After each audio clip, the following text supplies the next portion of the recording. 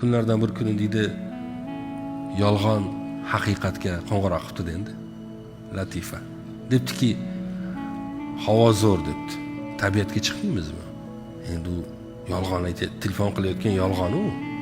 Haqiqat sekin borib oynani ochib qarabdi. Ishonish bo'lmaydi uni gapiga. Qarasa rostdan havo yaxshi. Alloh Alloh, bu yolg'on nega unaqa to'g'risini aytayapti? Nima qilamiz tabiat qo'yiniga borib cho'milamiz. Birga boribdi, bir ko'ldi bo'yiga borishdi. Yolg'on bilan haqiqat. Qarasa suv rostdan toza, zilol suv. Yolg'on suvga kiribdi, juda ham yoqimli suv, iliq. Ke desa, endi yolg'on u, ishonmay yana qo'lini sopib ko'ribdi-da haqiqat. Qarasa rostdan iliq suv. Alloh Alloh.